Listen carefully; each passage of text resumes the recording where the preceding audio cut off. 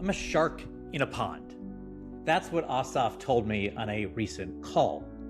Asaf owns 100 properties in Albany, New York. He's been renting to college students for 25 years. He runs construction, maintenance, property management, acquisitions. His wife even manages 25 Airbnbs on the side. And he said, I'm a shark in a pond. I'm guessing you know what exactly he means. You're dominating your local market. You're the go-to person in your city, your niche, your industry, but then you look at the bigger players, the national names, the people with billions in revenue and huge teams, and you think, maybe I'm not enough. Maybe I should expand. Maybe I should try to compete in the ocean. But I'm telling you, that's a trap. And I'll admit, I fell into that trap early in my career. I thought if I made a TV show that appealed to everyone, it'd be a hit, right? Well, I was wrong. In my 22 years in Hollywood working on shows like 60 Days In, Intervention, Accused, Guilty or Innocent, the hits all had one thing in common. They didn't try to be everything to everyone. They did not try to be everything to everyone. They narrowed their focus. 60 Days In isn't a show for everyone, right? It's for people who want to see what really happens inside a jail. Intervention, it's not for everyone. It's for people who care deeply about addiction and recovery. That's the power of narrowing your focus. You don't need to be the biggest. You just need to be the only in your pond. So let me tell you about Asaf. He owns 100 properties in Albany and knows how to turn a 5-bedroom house into 5 rentable rooms that students actually want to live in.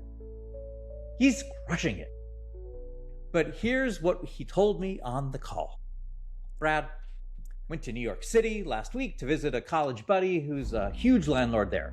I walk into his office on Park Avenue, and he's got 150 people working for him.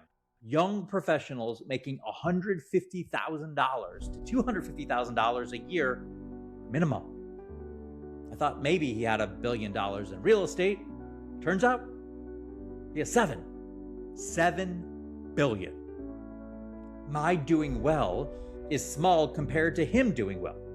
I'm a shark in a pond. Whereas in New York City, you could be a shark, but you're a shark in the ocean. If you're in a pond, you're the king of the world. You can eat whatever you want. But in the ocean, even if you're a shark, there are a million other sharks out there. When I'm in Albany, I feel like a shark. I think I'm the man. When I go to New York City, I feel like a little peon. So I stopped him right there and I said, Asaf, do you actually want to be a New York City shark in the ocean? Or do you like being the shark in the pond? He paused. Then he sighed and said, I do like being the shark in the pond, but I feel like I should want to be in the ocean. I feel like I should be in the ocean. And that's the trap. We feel like we should want to be bigger. We feel like we should want to expand, to chase the big leads. Society tells entrepreneurs that bigger is always better. But here's the truth. Being the shark in the pond is not your problem. It's your advantage. It's your $2 bill. See, in the ocean, you're competing with a million other sharks. You're fighting for scraps, just trying to survive. But in the pond, you're the king. You set the rules. You own the ecosystem. You're the only. This brings us to the second letter in the only framework. N. Narrow your focus. Most people think they need to expand to grow. The opposite's true. The more you narrow your focus, the more powerful you become. For example, I worked with another entrepreneur named Andrew who was juggling way too many ventures. He flat out admitted to me, I go all over the place. He was chasing shiny objects and spreading himself thin, the classic entrepreneur's dilemma. Too many ideas, not enough focus. That was me. But my advice was very simple. Focus is your friend. Go all in on one thing and let everything else become a story you tell, not a business you run. Andrew realized that every day he chased a new idea was another day someone who needed his help. stayed stuck. When he finally narrowed his focus to one core mission, he made more progress in a few months than he had in the past few years. Same principle applies to Asaf. He doesn't need to go to New York City and swim in someone else's ocean. Just needs to continue owning Albany. And you, that's you, don't need to chase everyone and everywhere. You don't need to be a tiny fish in a huge ocean. You just need to own your pond. So I want you to ask yourself, what's your pond? Is it a specific geographic market, like Asaf dominating Albany? Is it a specific niche or industry segment, like student housing, rather than all real estate? Is it a specific type of client you serve best, like first-time home buyers with credit challenges, rather than anyone who needs a home? Because when you narrow your focus, you stop competing and you start dominating. And that is the second step to becoming the only. On my call with Asaf, I told him this: don't chase being the best in some huge arena. There will always be someone with more units, more dollars, more followers. Instead, plant your flag where you can be the only.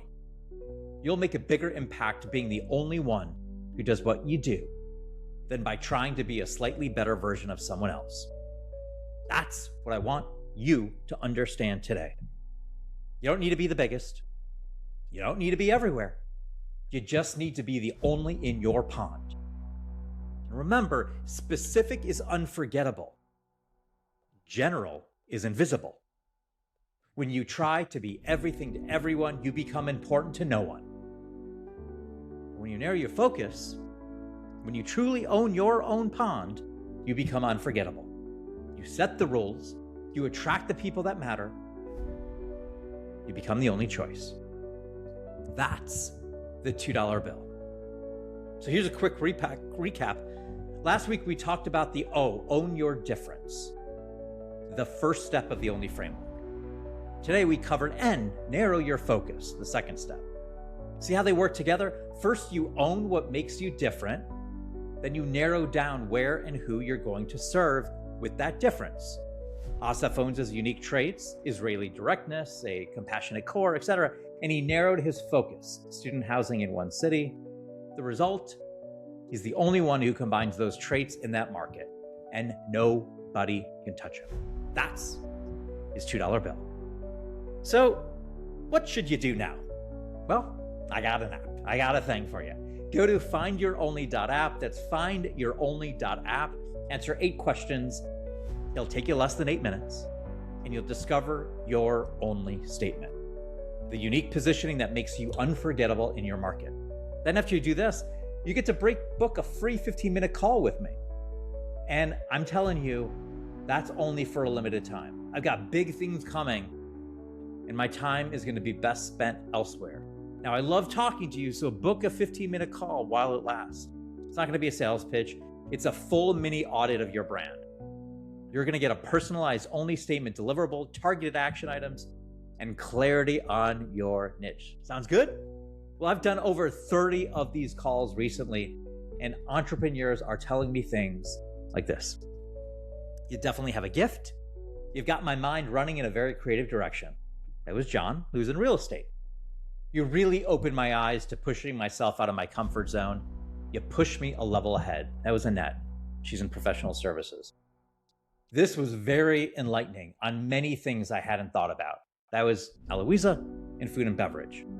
These are real quotes from people who narrowed their focus and discovered their only. And it's already changing the game for them. Let me tell you, spots are filling up fast. I'm booked, so don't wait. Go to findyouronly.app right now, grab your only statement, and book your call. And let's figure out your pond. You don't need to be the biggest. You just need to be the only. Be the $2 bill.